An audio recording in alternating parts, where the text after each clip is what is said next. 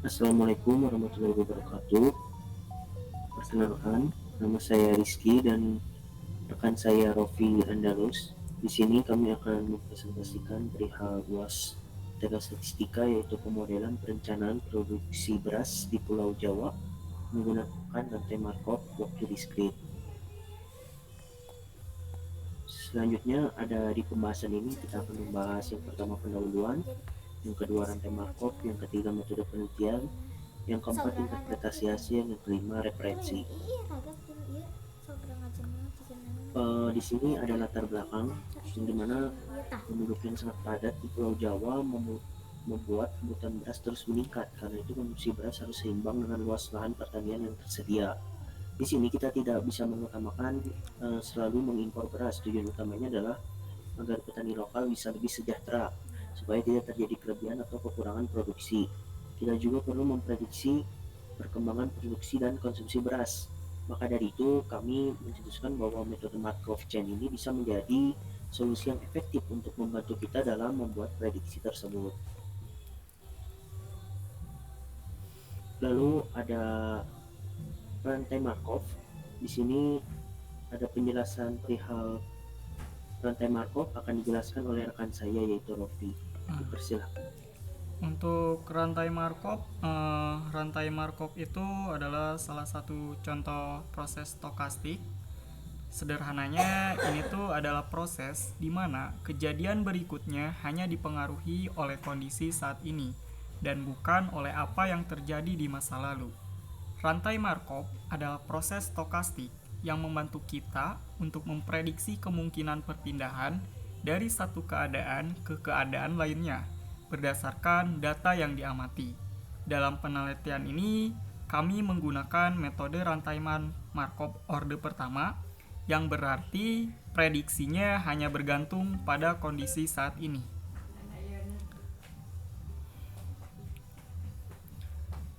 Selanjutnya ke metode penelitian.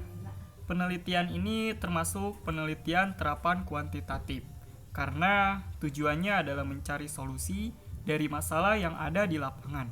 Data yang kami gunakan adalah data sekunder, yaitu data produksi beras di Indonesia dari tahun 2018 sampai 2023. Tapi dalam penelitian ini, kami hanya fokus pada data dari Pulau Jawa saja.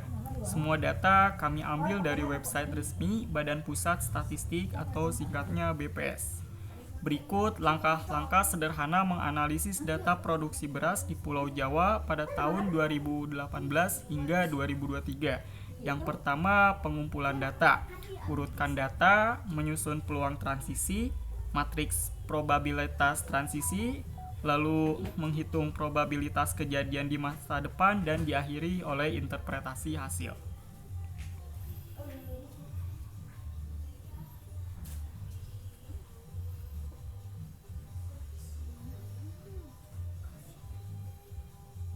Baik, selanjutnya untuk pengumpulan dan pengurutan data akan dijelaskan oleh saya. Yang pertama, kita sudah mendapat data dari BPS tadi yang sudah disebutkan oleh rekan saya. Dan selanjutnya kita akan mengurutkan data, yang dimana pengurutan data ini penting karena untuk langkah awal agar datanya tidak bias atau stabil, maka kita perlu mengurutkan datanya seperti ini. Lalu selanjutnya setelah kita mengurutkan data, maka kita dapat menghitung peluang transisi dengan menggunakan rumus peluang transisi dari I ke J, yaitu N I J T dibagi dengan N I T, yang dimana N I T itu jumlah keseluruhannya.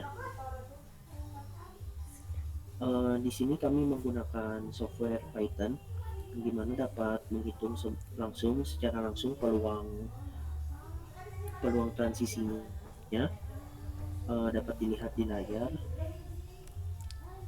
Lalu selanjutnya kita membuat matriks peluang transisi. Karena kita sudah mendapatkan peluang transisinya tadi, kita akan membuat matriks peluang transisi yang akan menghasilkan seperti yang di layar: 0, 00, 0,05, 0,3, 0,32, 0,31, 0,02. Selanjutnya Untuk menghitung prediksi hasil panen mendatang akan dijelaskan oleh rekan saya, Rofi. Nah, setelah kita sebelumnya menghitung peluang transisi untuk setiap provinsi dari tahun ke tahun, maka pada slide ini kita menyusun semua nilai peluang tersebut ke dalam bentuk matriks peluang transisi yang biasa disebut sebagai matriks P. Nah, matriks ini tuh berisi nilai-nilai peluang yang menunjukkan seberapa besar kemungkinan kontribusi produksi berpindah atau tetap dalam suatu provinsi dari waktu ke waktu. Setiap baris pada matriks menggambarkan distribusi peluang dari satu titik awal, dalam hal ini tahun atau provinsi awal, dan kolomnya menunjukkan tujuan transisi. Sebagai contoh, pada baris pertama mencerminkan peluang distribusi pada awal waktu, misalnya pada tahun 2018, di mana kontribusi tertinggi berada pada Jawa bagian tengah, yakni 0,32, Jawa Barat 0,30, dan Jawa Timur 0,31, dan DKI Jakarta tetap 0. Jika kita perhatikan nilai-nilai yang ada dalam setiap baris matriks ini jumlahnya mendekati atau sama dengan 1, yang menunjukkan bahwa matriks ini memenuhi sifat dasar dari matriks transisi Markov. Next.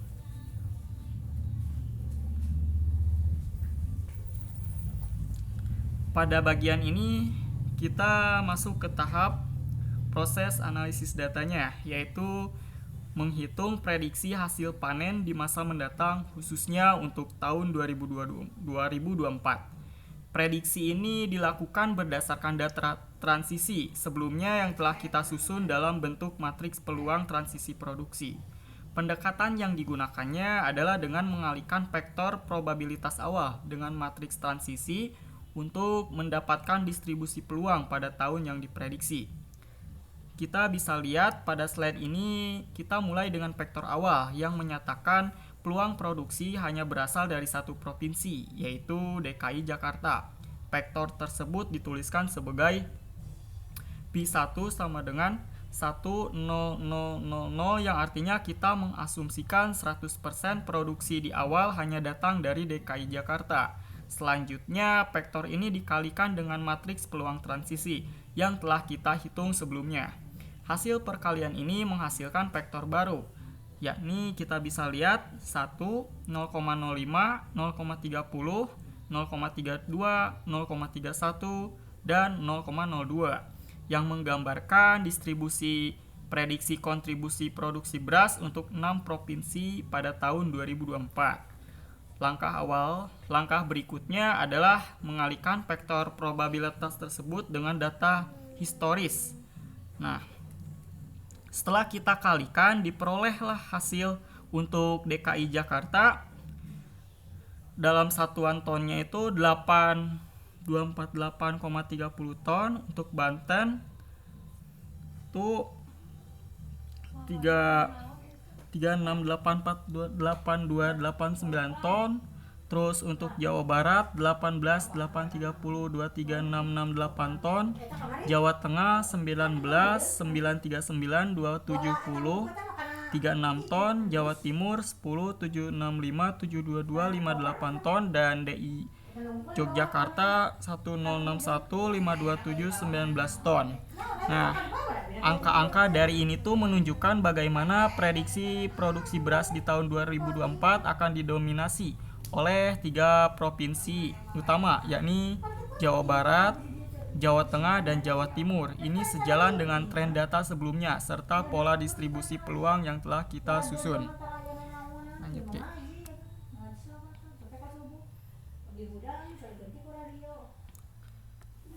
Nah, pada tahap akhir ini kita sampai pada bagian yang paling penting, yaitu interpretasi hasil.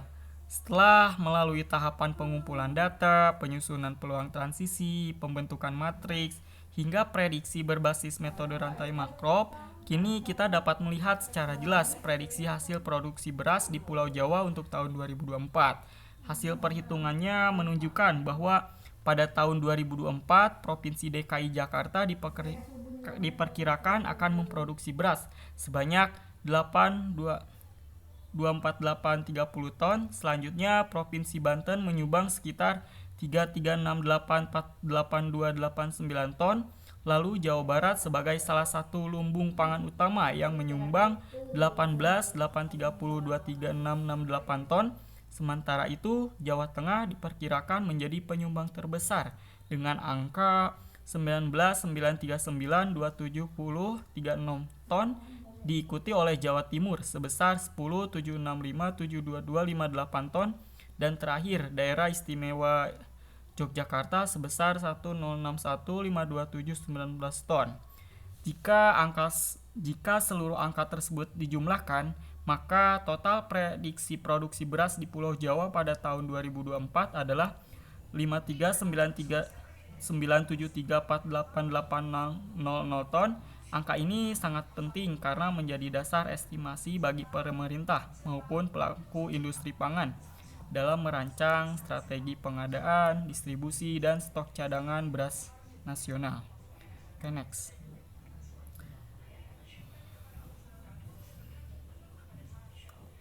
Nah, yang terakhir kita sampai ke tahap akhir, kesimpulan.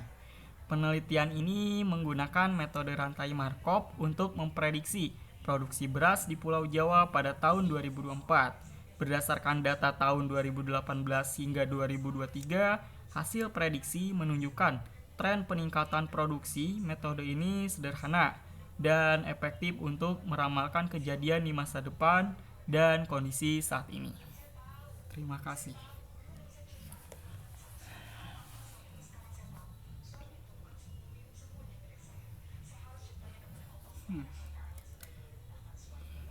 Oke, aku ini dulu. Baik, mungkin sekian dari kelompok kami.